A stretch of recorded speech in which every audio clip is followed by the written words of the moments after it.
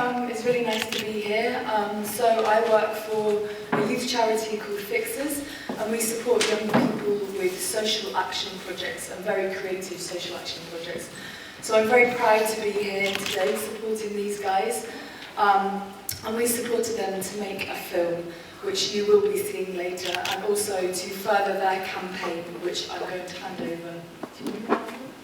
Okay, so please do come and talk to me if you want to find out more about our charity and the work we do with young people. I'm a regional manager for the West region, and I run over, or help young people run over 30 projects in this region. Sorry, I just want to say one more thing. Also, very passionate about mental health in young people. It's a huge issue. The biggest cause of death for young people in between the ages of 15 and 19 at this current time is suicide. I myself, as a youth worker in this region, have been to over 10 funerals the last 2 years, all of which have been suicides.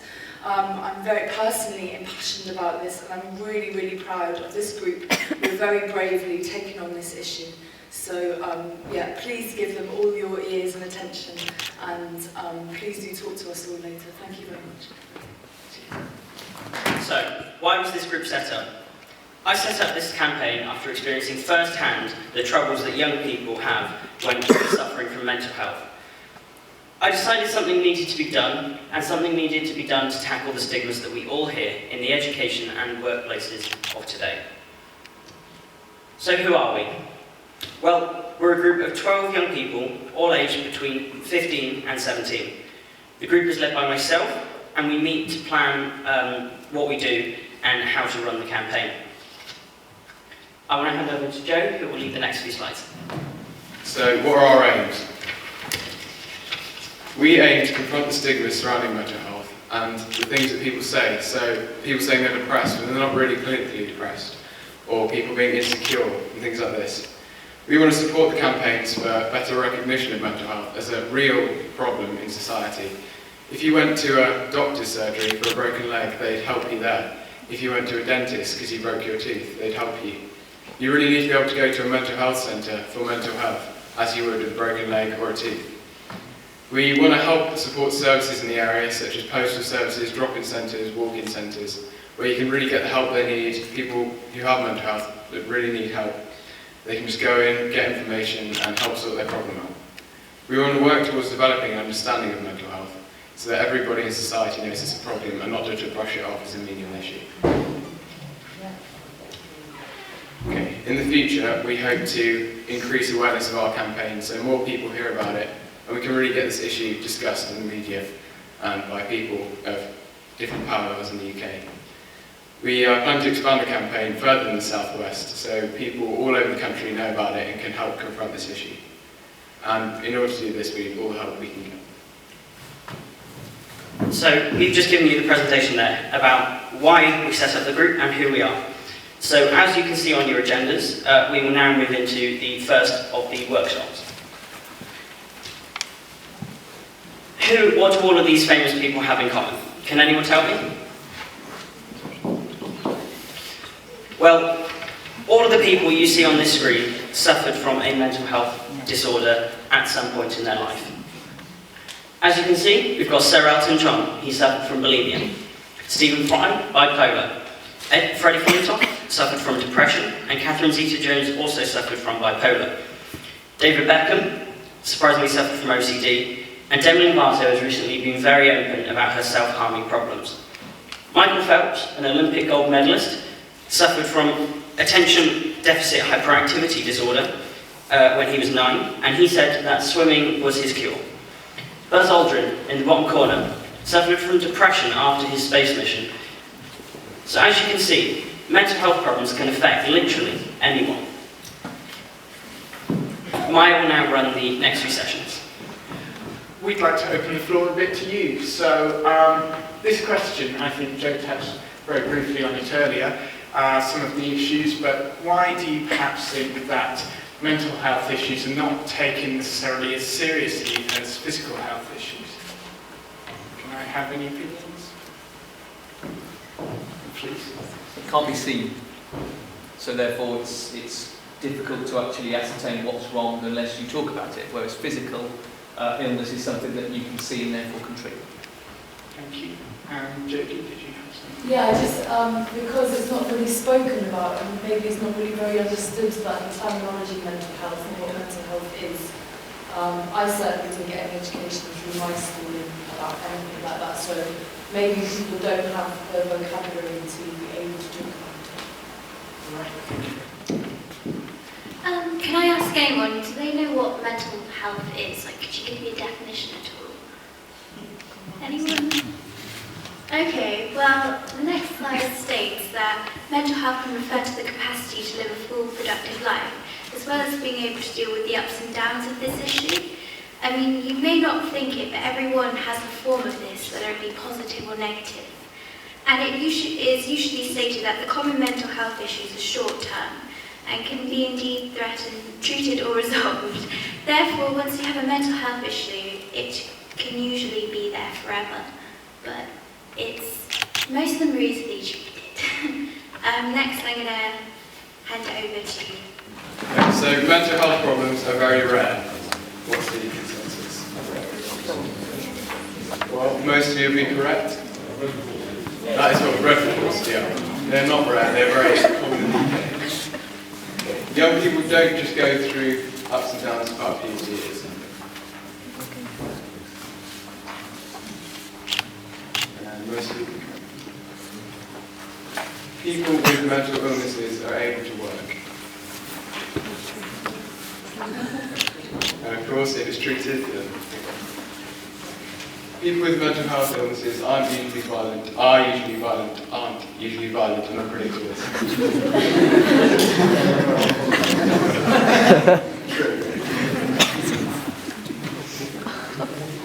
People with mental health problems don't experience discrimination.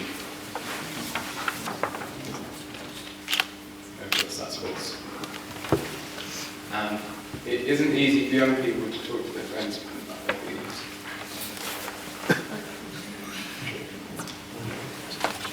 And only 5% of those who suffer from anorexia and bulimia are men.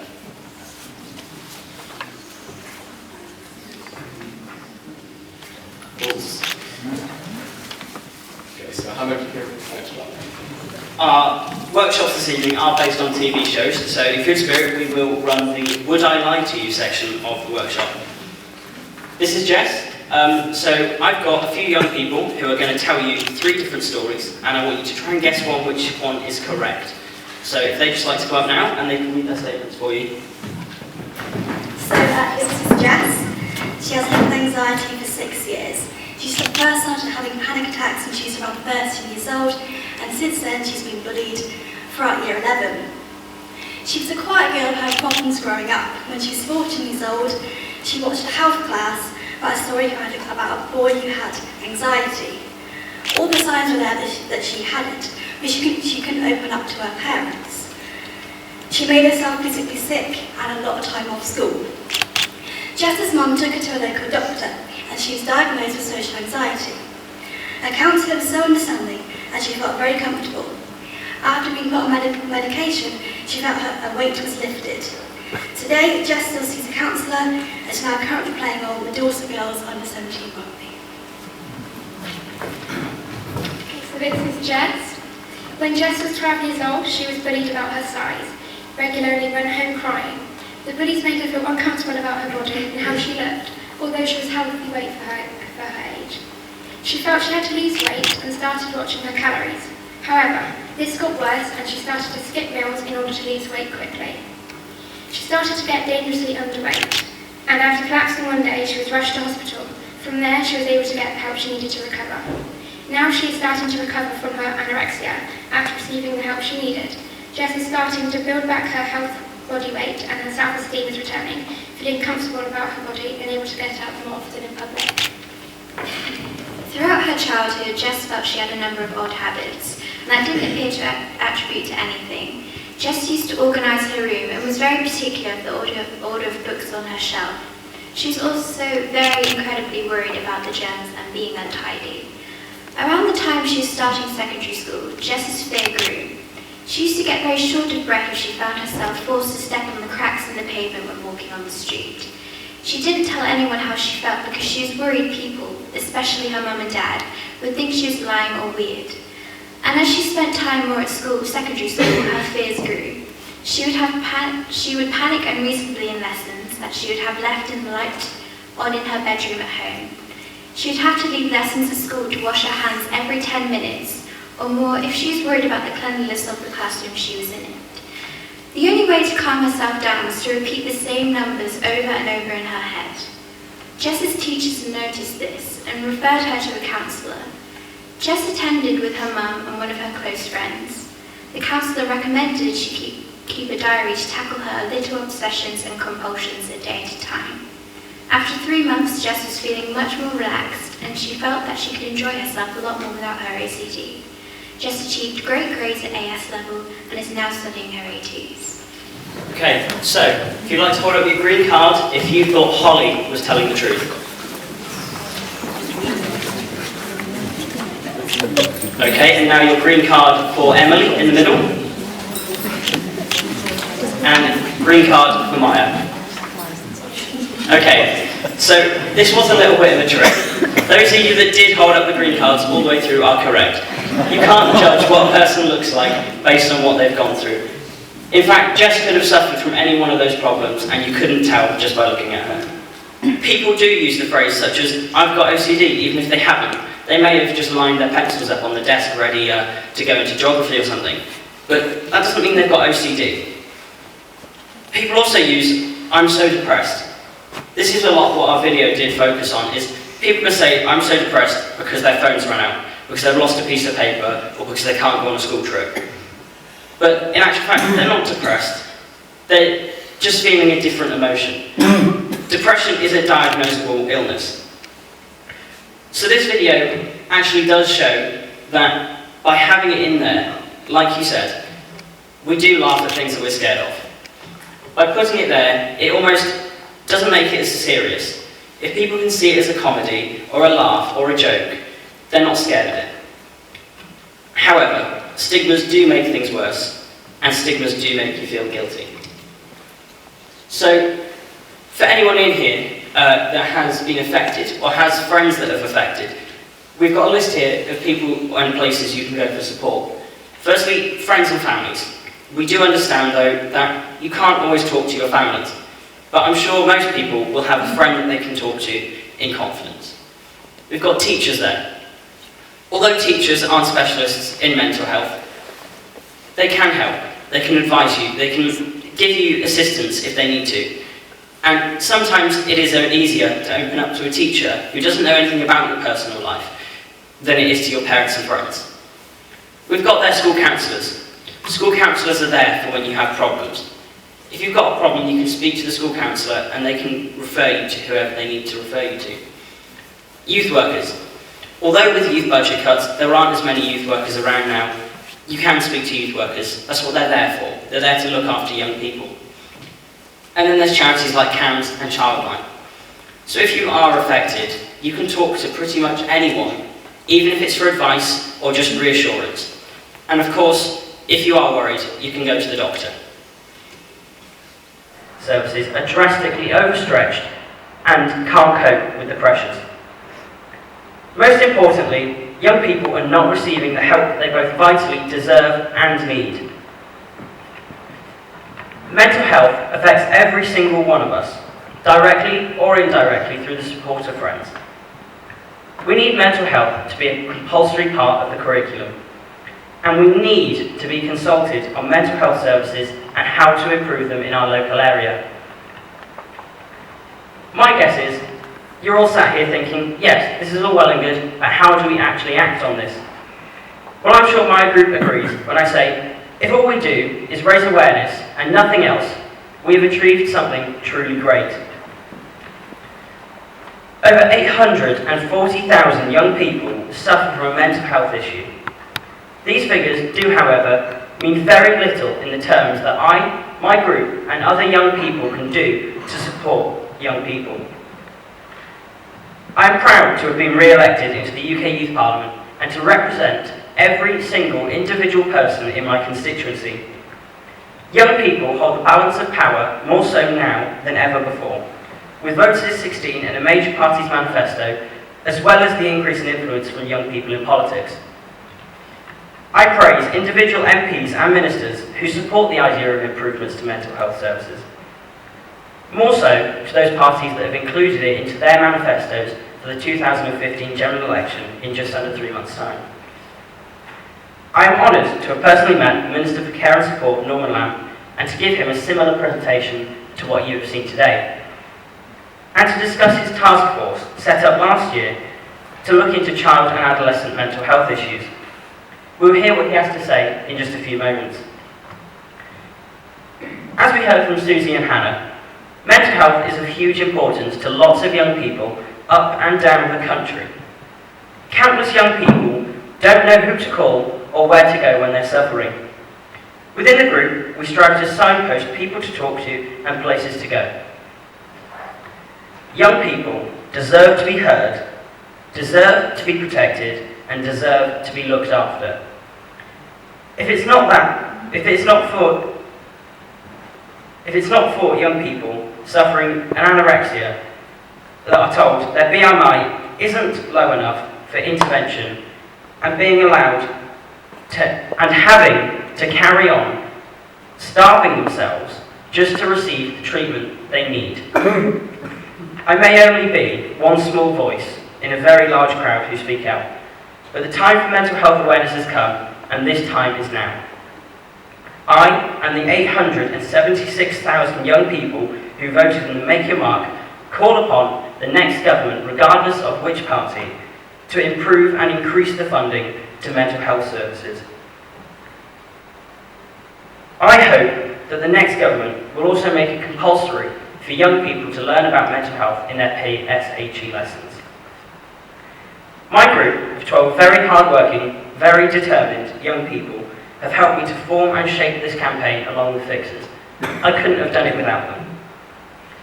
Together we have spoken out, together we have called for change, and together we say, let's think about it. Thank you. Why mental health is an important issue in the UK. So, I'm a friend of Kieran's and I've known him for quite a while. And when I saw the video, it really struck a chord with me, and it made me realise what a serious issue mental health is. The fact that it's not really addressed in many places in the UK is quite serious, and I think it's a really important issue that we need to tackle.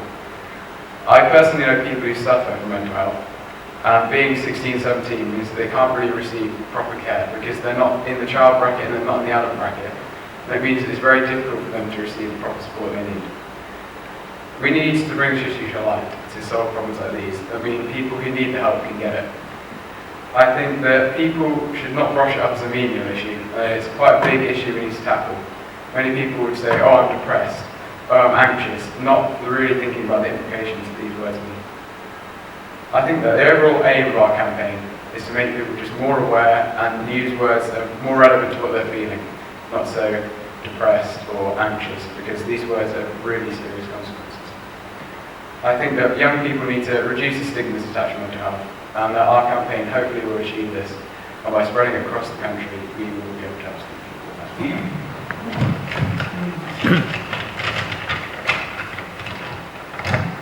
Before I start, I'd like to say a massive thank you to everybody here tonight who have come to support this campaign. My name is Laura, I'm 18 years old and I play Sarah in the video. I'm currently studying my A-levels at the Portion School. When Kieran asked me if I wanted to act within the video, I jumped at the chance. Being a drama student, I saw it as an amazing opportunity. As well as this, I feel very passionate about mental health and the stigmas attached. I feel like I wanted to raise awareness so that young people can get the support they need. Many young people go through problems feeling scared and alone at this time in their life. They may also feel like they can't talk to anybody as they have the fear that they will not be accepted and labelled as different. We live in a new digital age in a world saturated by the media and the stereotypes that come with that.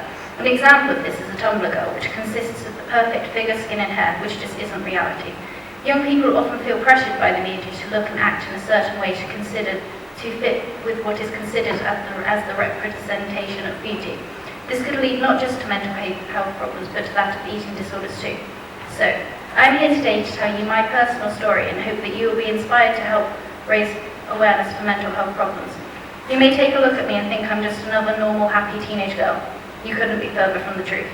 I was separated from my parents aged 6. I was told it would just be for a few weeks. Those weeks turned into 10 years. During this time, I feel, due to the stress and the uncertainty of what's going on, I started to hear voices in my head. They wouldn't make any sense, and they were so loud, everything else just seemed like a blur. This is where my anxiety and panic attacks started. As a 7-year-old, I didn't understand what was going on or why. I didn't want to tell anyone in case they thought I was going mad, and I was scared of what they were going to do to me, or where they would take me. This continued for a few more years. I learned to deal with the issue, and over time it got less regular. I was still always in fear that this could happen again at any time. I became anxious and started to become oversensitive to smells and sounds, which is something I still find unbearable to this day. I started to worry about myself as I learned the concept of death. Every headache or pain inside my body, I convinced myself I was going to die. I started to have nightmares, and I had the fear of waking up, of not ever waking up again. Life carried on through primary school, and teachers started to see I was different to other students due to dyslexia. This made me feel different from everybody else, and I was embarrassed that the teachers treated me differently, which made other people notice I was different. In fear of not being accepted, I shut myself away from other people. I didn't want to open up and make friends. I didn't want them to reject me because of who I really was. I became an outsider, an easy target for bullies, as I wouldn't fight back. This is where my panic attacks really started, as I was worried about going to school and having people call me names. This was all happening when I was just finding my own identity, which I found didn't fit in with the social norm, which yet again made me more of a vulnerable target. Time passed through secondary school, and I learned to deal with my issues of panic attacks. I hid them. In year 11, I decided to move schools for a fresh start. This was a big summer for me as well, as I moved back in with my parents. I finally felt that I'd got the life I had always wanted. This was a time of great celebration, but it also came with some difficulties. Needless, I started my A-levels at caution, and my grades went from the average C, Ds to A's and B's. I felt like I'd been given an amazing chance, and I hadn't ever been able to push myself before due to the restrictions of my classes as I had dyslexia. This was an amazing feeling and took my mind off my anxiety and fears. I felt like I had a goal, and I wasn't going to stop until I got the best grades I could. I challenged my issues and made something bigger than what they were. I found this really helped me. Everything was going so perfectly, but you don't just magically recover from problems on a scale like this. I'm not going to go into the details of my darkest times, as they are in the past. I'm not here today to tell you my story and make you feel sorry for me. I'm here because I want you to hear this and help me, help everybody raise awareness for mental health issues, so that people like me don't have to be alone and feel outcasted from society. You don't know who is suffering from a mental health condition. You can't see that from the outside. In some cases like my own, I would say my issues were raised from my upbringing, but mental health issues can happen to anybody at any time.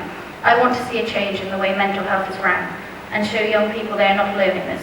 God knows I know what it feels like to be in these situations, and I wouldn't wish that upon anybody. This is the first time I've ever opened up to my issues to anybody other than my church. Even my family and my friends do not know the stuff I am saying today, and I hope that you can learn from my experiences. I have come so far, and when I consider the circumstances I've been through, I feel proud of where I am today. I stand before you having completed my AS levels, achieving my predicted grades of ABC, and with an unconditional offer from a university to study drama and theatre studies. I want you to feel inspired by my story, and I want your support to help young people like me get their lives back on track and get the essential support they deserve, which will be life-changing. Thank you for listening. Laura, wow. I kind of had some idea of what I was going to say, and that was all lovely. And then you stood up here. What can I say now that they should all go home? Yeah. Well done, and thank you for sharing and being so honest. Kind of tearing up here, and I don't do that. Okay, so I'm Pookie. I will try and move on from the Pookie. So, introducing you to Pookie. People always ask me about my name. It's already happened a few times this evening, and I said I'd tell you later. This is Pookie. Pookie is a magical, flying rabbit. And his name. And Pookie Puts the World Right was my mum's favourite book as a child, and so she named me after Pookie. And so that's where the name comes from. I always have to explain it because people want to know about it. And do you know what? I've got quite a lot of quite interesting, I hope, things to say. But people don't hear much of what I say because they just sit there thinking, well, why does she have such a stupid name? So there you go. That's Pookie. So who am I? So I specialise in child and adolescent mental health. I work with lots of different people. I'm the mental health lead for the PSHE Association. In that role, I'm currently writing guidance funded by the Department for Education about how we teach mental health within schools, so hopefully some of this stuff will begin to change a little bit. I work with a few different charities. I mean, the key thing I basically do is I try and use young people's voices to inform the way that teachers and other people that work with young people actually sort of address issues around mental health and emotional well-being. And I do that in quite a wide variety of ways. And someone asked me the other day, I'd done a keynote speech, and they said, how did you end up doing what you're doing? When you were 14, did you kind of, you know, think, what I want to do when I grow up is I want to go around and I want to talk about eating disorders and self-harm. I largely talk about self-harm. I get referred to as a self-harm expert, which sounds kind of dodgy, doesn't it? And yeah, they said, well, what, you know, what did you think when you were 14? Is this something that's good? I was like, no. When I was 14, what did I want to do? I wanted to be dead, actually. Yeah, that's the sad thing. When I was 14, I couldn't imagine a future for myself.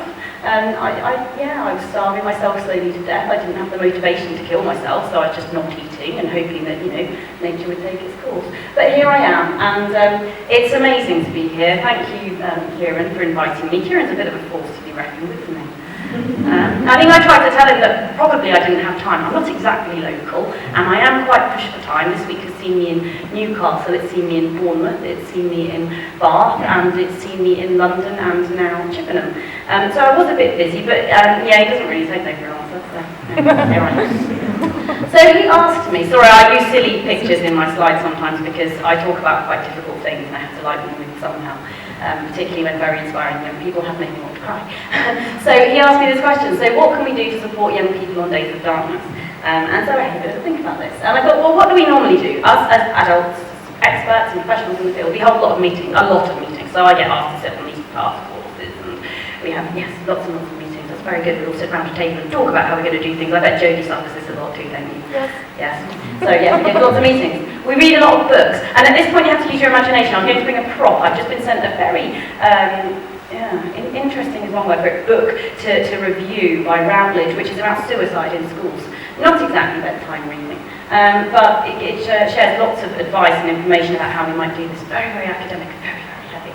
So we read books, and we write a lot of policies, and I'm kind of guilty of that. I do join in with that.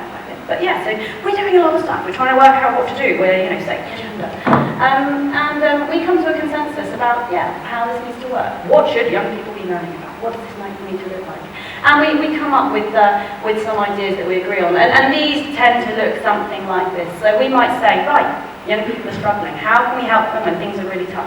We might refer them to a specialist. There's some great help out there when you can access it. We might do a risk assessment. We might be a bit worried. I got called into a school recently where there was a lad there, he was 15, life was pretty rough for him, and the way that he managed that was slightly unusual in that every time things were a bit tricky, he would climb to the highest point he could get to, which generally meant being on a roof somewhere. He didn't want to kill himself, he didn't want to jump off, he just found that when he was in, had a sort of situation where he was at great risk, that he could think more clearly and things felt a bit better. So we needed to do a risk assessment on that. And people like him, we might think about removing harmful objects. Self-harm, massive issue at the moment. Take away all the blades, take away all the pills. That's the kind of thing that we would often do. And then we often would think about talking to their parents. Yeah, these are kind of what we normally say, you know, as experts, adults in the field. But you find yourself thinking, yeah, I can tell you all this stuff, but aren't we listening? These voices are so loud. All these academics, professionals, experts, doctors, people like yourself sitting around the table telling us what to do, that we don't hear these voices. They don't really get the voice. So what do they say? So, our professionals are saying, refer them to a specialist. What's the young person saying? Listen to me and make me feel heard. I spend a lot of time talking to young people and trying to find out what is most helpful to them. They don't want this. It might be helpful, but what they really want, they want to be listened to. They want to feel heard. A lot of young people that I work with never feel heard. They will go through day to day to day to day without ever being the centre of someone's attention even for 5 minutes. They just want to be heard. It doesn't matter who listens to them. It doesn't have to be a specialist. It can be a friend, it can be a teacher, it can be a parent. They just want to feel heard. We might say, do a risk assessment. Are they going to cause us problems? How do we stop that happening? What do they say? Don't judge me. When you struggle with mental health and emotional well-being issues, whatever they might be, you feel constantly judged wherever you go. It's like wearing a massive label. You feel like everyone's judging you all the time. And actually things like, doing risk assessments just makes that feel worse. What they want, not to be feared, to be pushed away, to be judged, just to be treated normally like a human being. People often say to me, how can we best support? What should we say? What should we do? I've got a friend with mental health issues, I don't know what to do. Just treat them like you always have. Remove harmful objects. Stop them cutting themselves, burning themselves, taking pills. Actually, what a young person needs not be to remove those things, they need to know you care about them. When we are struggling with our mental health, when we've got emotional well-being issues, usually our self-esteem is really low. Really, really low. To the point that we generally don't think that anyone cares about us at all. And not just that they don't care about us, but that we don't deserve for them to care about us. We think that we're below them. We don't think we deserve support. Even if we are one of the lucky few that access really good support, we don't think we deserve it. We don't think we're worthy of anyone's time. And so we need to spell it out. We need to tell young people that we do care about them, whether they're our friend, whether they're our child, whether they're someone who we're working with. They need to know that we care. We need to say it. We need to show it. I might say it for parents. What do young people say?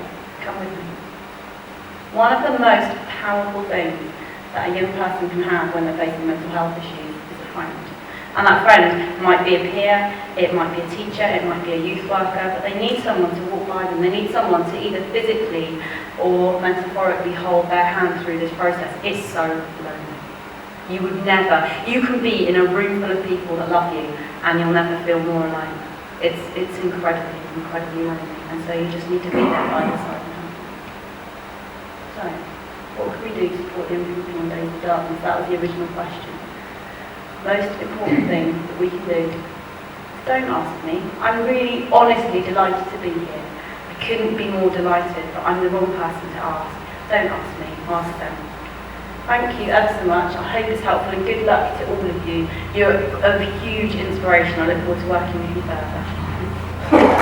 So, without sounding really, really bad, in the group, we have spent some of our own money making the resources that we need and the way to move our campaign. Fixers have done a lot for us already, and they can only do so much, as they've got lots of young people up and down the country that they also have to help, just like us. We are running a GoFundMe page, and currently we have had a £25 donation from Cyril Jones & Co., which is the solicitors based in North Wales. That's a long way away. We're hoping that you guys in here today can either make a personal donation yourselves or spread the word so that other people can make a donation. It doesn't have to be very much.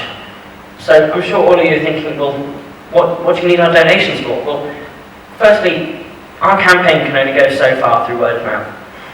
The next thing that we want to move to is we want to make posters so we can raise awareness in school.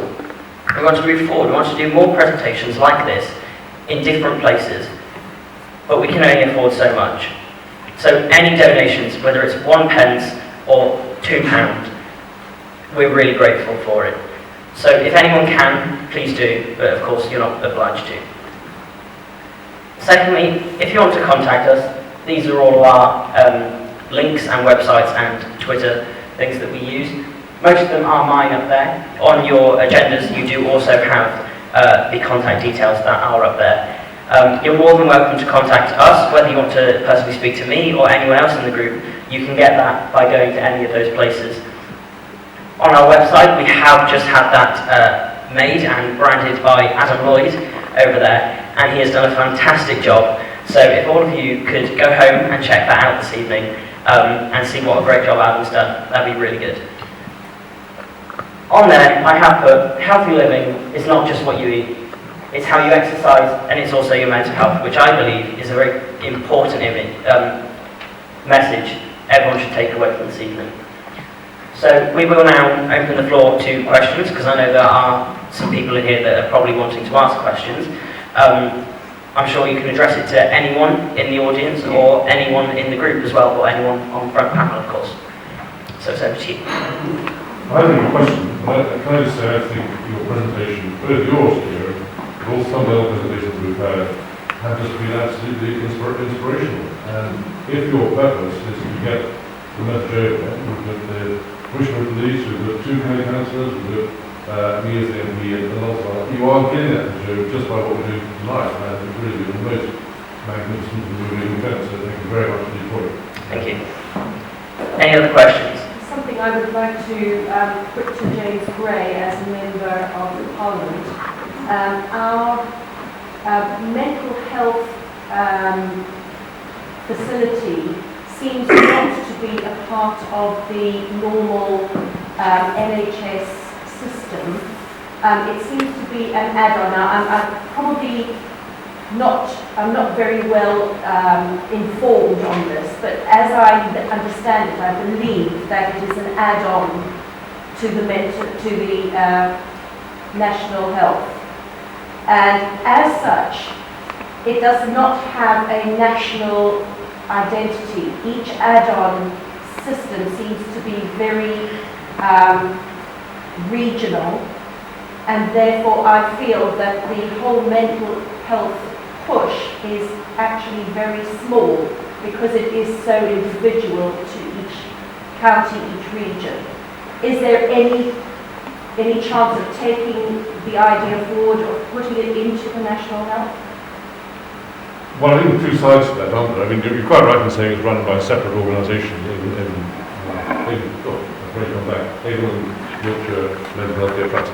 And that's a separate organisation to the National Health Service, if you like. You could say that's a bad thing, is really your implication. I think the alternative argument, and I think if someone from the Trust was here, they would say it's actually a very, very good thing that mental health has its own organisation and fighting for mental health issues within the National Health Service. It's still the National Health Service, but it's just not within the infrastructure of the National Health Service itself. It's an interesting thought. It's not something I've thought about before. I always presumed that it was going to be separate. And I will take that sort of thought away with me. I think my instinct is to think that having a special organisation just for mental health is probably on balance quite a good thing, rather than a bad thing. I think just from my personal experience, having known people who, young people who have come from, say, a school environment and going to a university environment, for example, who are dealing with mental health issues, suddenly they are now away from the trust that has actually perhaps been dealing with them, and there seems to be no link between where they have been and where they've gone to. And that to me seems like it's been a big issue. It's an interesting thought I haven't heard before, but I will take an option to raise it with the community group for Wiltshire and with England. Also, the England and Wiltshire Mental Health Care Partnership with both organisations and see what they think about that, because you're quite right in saying there should be continuity. Yes. And it's also, of course, to do with the county council, the council, and the education service. So it's an interesting thought that if there's a gap between schools, then we've got to make sure we cover that gap. And thank you very much for raising it. Thank you. Maybe we can hear from one of the members of the Youth Parliament that have travelled a long way to be with us this evening. Okay, I have a question that I was able to ask actually. I'm a member of Youth Parliament for Bath North East Somerset. I was wondering, well, obviously this is an amazing campaign. I would love to be able to do something like this in the Bath North East Somerset area. What sort of timescale has it been from you thinking of doing this to tonight? And how big was your team? You said it was about 12 people? Yeah, initially, it literally, believe it or not, I set it up on the back. I literally went on Facebook and set up a Facebook page. I probably got about 50 likes, that was it. Then it got to last year, and at the residential, I'm sure you know, Jodie was there pitching Fixers. I then, at the start of summer holidays last year, decided to take it to Fixers. And from there, we've sort of exploded almost. And we have gathered a group of 12 people at the moment. There have been more and there have been less, as it varies as we go along. But Fixers really have helped us to get the campaign where it is today.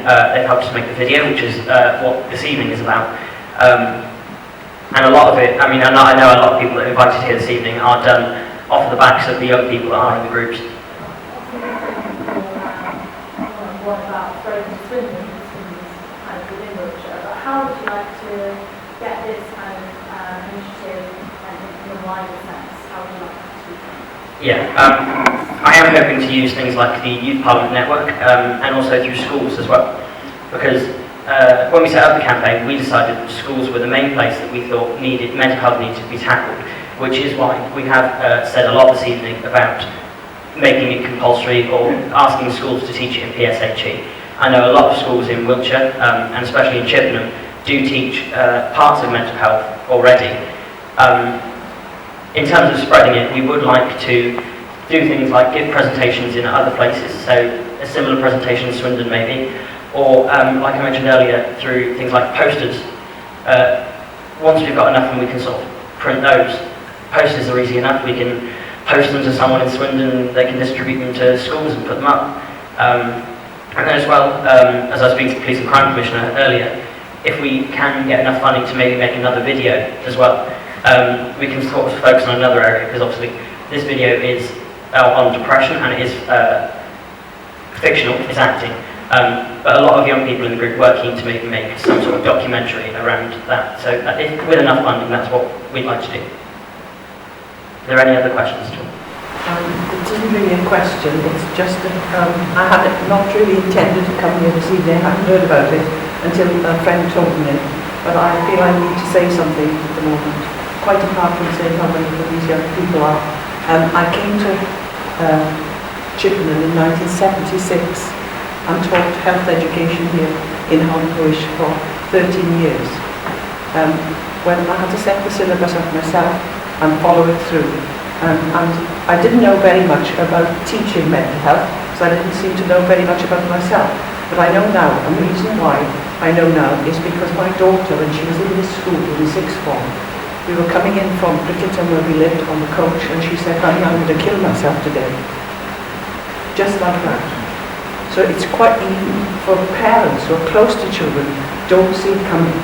Sometimes they really do not see it coming. And I really do thank these young people for what they're doing. It's really absolutely amazing what you're doing. Please go on, keep doing it. We really need to think very carefully what we're doing to our young people. One class I took eventually, when I set it up in school, there was a film called Blue Glass and Better Days. It was on a great big reel in the old days where this is how we showed films. But one class I used to do right across the whole year group was to say, "How are you feeling today?" And the children were what they call gobsmacked. Teachers aren't interested, they say. Doctors might ask you, teachers don't. And out of that lesson, an amazing amount of came. One boy, you were mentioning people being lonely. He said, "I'm lonely. In a class of 30, I'm lonely." And they talk about talking to their dog, and he can talk to the dog, doesn't repeat it to anybody else. He doesn't mind if you tell them again the next day. But we do need to listen to children, listen to one another. And I think this fact of listening is so really important in this situation. So I do thank you young people very much for what you've done. This young lady here is a product of one of my classes indirectly. And Mummy, I taught her in school, she was in my tutor group. So it goes on. And in Hartlepool, I get quite emotional when I speak about the school, but really, I'm really confident also for what we're doing, not just here, but right across society. Thank you very much for it. Thank you. Relatively recently, about Swindon and Wiltshire is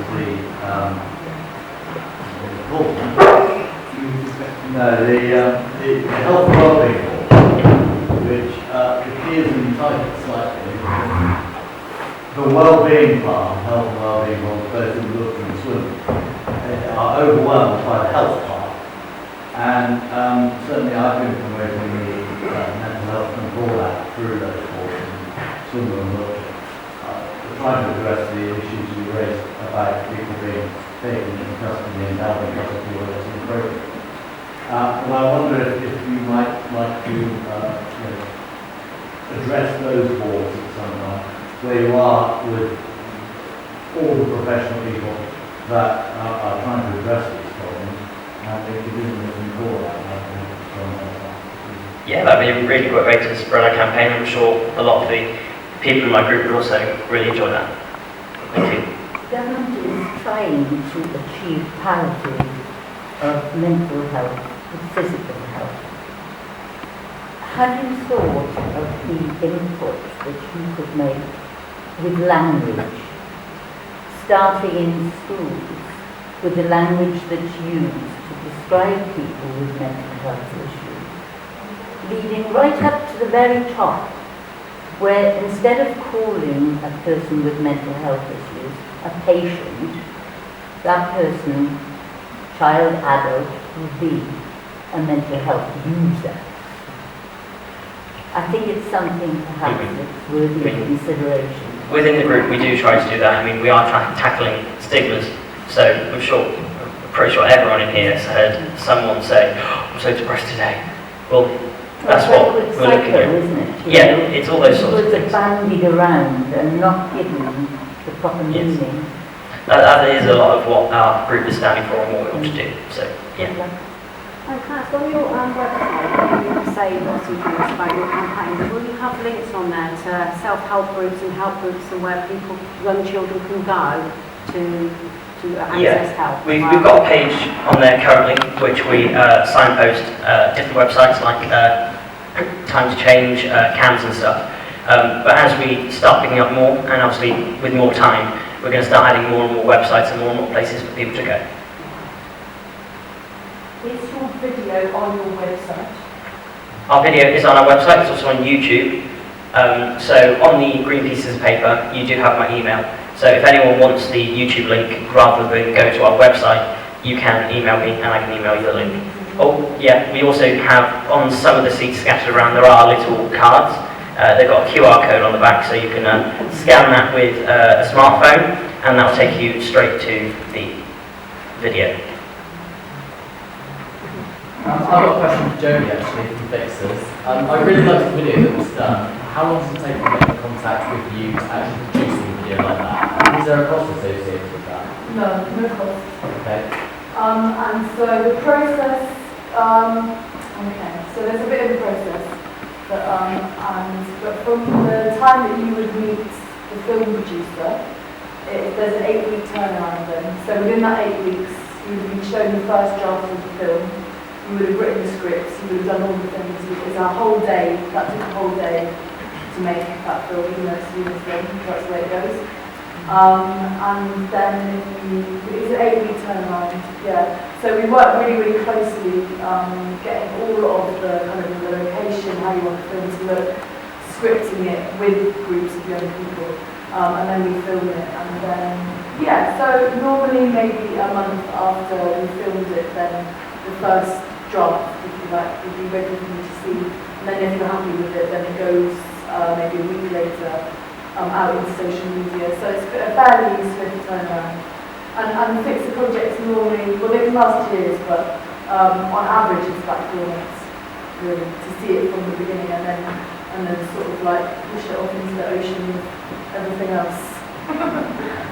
Okay. So if anyone does have any other questions, I'm sorry we can't answer anymore. If anyone doesn't have anything else, grab one of my team. If I'm talking to someone else, they all know the briefing and what we're doing. So grab someone, talk to them if you've got any questions. But I would like to thank Laura and Joe for their speeches, and also everyone who spoke, including Emily, Maya, Holly, and Jasmine, as well as Adam, for making our website. So if we can just give them a quick round of applause.